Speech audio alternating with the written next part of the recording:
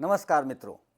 सर्दियों का मौसम चल रहा है और सर्दियों के मौसम में कई तरह की परेशानियों से हम लोग जूझते हैं। बहुत ही आनंददायक भी यह मौसम है, आनंद भी वैसे ही लेते हैं।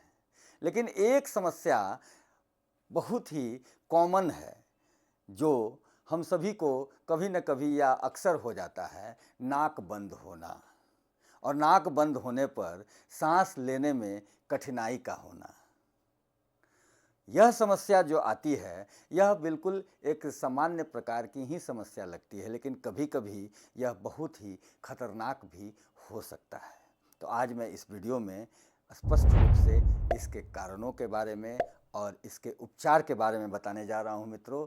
तो अब तक आपने इस चैनल को सब्सक्राइब नहीं किया है तो अभी सब्सक्राइब कर लें, क्योंकि इसी तरह के हेल्थ से संबंधित वीडियोज़ इस चैनल में हमेशा डाले जाते हैं जो आपके लिए बहुत ही लाभकारी होते हैं। और साथ ही कमेंट भी अवश्य करें, लाइक भी अवश्य करें और दूसरों को शेयर भी अवश्य करें, जो सभी को लाभ हो सके। तो सबसे पहले हम लोग समझते हैं कि नाक बंद होना और श्वास में कठिनाई होना, यह क्या कारण होता है। नाक के अंदर के परत में टिश्यूज में जलन होता है, जिसके कारण वहाँ पर स्वेलिंग और बलगम बनने लगते हैं, जिस कारण से हमें श्वास लेने में कठिनाई आने लगती है। जनरली यह सामान्य प्रकार की प्रक्रिया है जो कि कुछ दिनों में सामान्यतः भी ठीक हो जाती है। अगर सामान्यतः भी नहीं ठीक हो रही है तो मैं जो बिंदु बताऊंगा एक्यूप्रेशर का, उससे तो 2 दिनों के अंदर निश्चित रूप से ठीक हो जाएगी। लेकिन जब 1 सप्ताह से अधिक समय तक इस तरह की स्थिति पैदा ले लेती है, इसका मतलब होता है कि वह संक्रमित हो चुका है, किसी न किसी प्रकार से वहाँ संक्रमण हुआ है। वही चीज़ बढ़ कर के आगे साइनोसाइटिस का भी रूप ले लेता है, पॉलिप्स का भी रूप ले लेता है, या फिर कान के पास संक्रमण का स्थिति बन जाता है। नाक से श्वास लेने में तकलीफ होती है और उसके कारण हम लोगों को मुंह से श्वास लेने की आवश्यकता पड़ जाती है। प्रकृति बड़ा ही स्पष्ट रूप से हमारे शरीर को इन सब परिस्थितियों से लड़ने के लिए बनाया है।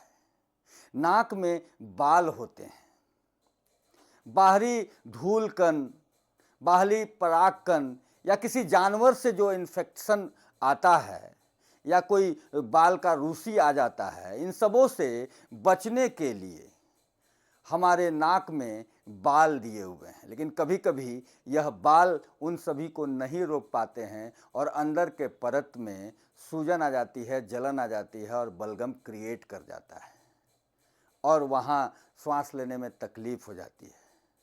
इन सबों को हम लोग 2 भागों में विभक्त कर सकते हैं। एक एलर्जिक राइनाइटिस। एलर्जिक राइनाइटिस में परागकण, धूलकण, फफूंद या जानवरों के रूसी के कारण यह होता है। और दूसरा गैर एलर्जिक राइनाइटिस, यह पर्यावरणीय कारणों से, दवाओं से, संक्रमण से, बढ़े हुए एडोनाइटिस से या हार्मोनल भी हो सकता है। इसे पहचान कर इसके प्रबंधन की नितांत आवश्यकता है, नहीं तो अन्य परेशानियां भी हो सकती हैं।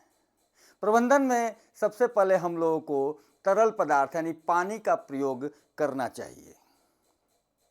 पानी का प्रयोग अगर हम करते हैं तो यह बलगम को तरल बनाता है और बाहर निकलने में मदद कर देता है और सांस लेने में हम सभी को आसानी हो जाती है। इसके साथ ही नाक को साफ करके या छींक से अंदर में जो बालों के बीच में फंसे हुए जो बाहरी तत्व हैं, धूलकण हैं, वह भी बाहर निकल जाता है।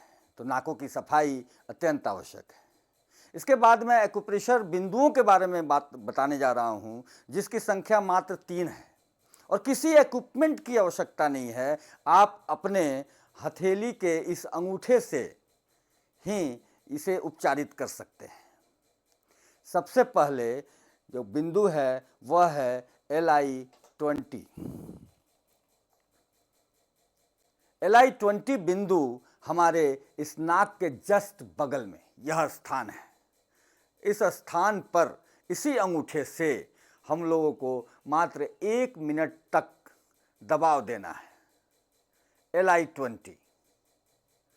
और इसके बाद अगला बिंदु है UB2। UB2 यह भौं के लास्ट पर है, यह भौं के लास्ट पर, और इसी अंगूठे से हम लोग यहाँ पर कोमलता के साथ दबाव दे करके इसका लाभ ले सकते हैं। यह 20 सेकंड 30 सेकंड भी हम लोग दबाव यहाँ देना चाहिए। और अगला बिंदु है GB24.5। अब GB24 इस स्थान पर है और GB25 इस स्थान पर, दोनों के बीच में यह स्थान GB24.5 है। इस स्थान पर भी हम लोग 30 सेकंड तक दबाव दे करके हम लोग इसका लाभ ले सकते हैं। थोड़ा सा ध्यान देने योग्य बात यह है कि ये दोनों पॉइंट आँख के बिल्कुल नज़दीक है, इसलिए बड़े ही सावधानी से इस पर दबाव देने की आवश्यकता है। इन बिंदुओं पर दबाव दे करके नाक बंद होने की समस्या को हम लोग ठीक कर सकते हैं। बहुत बहुत धन्यवाद।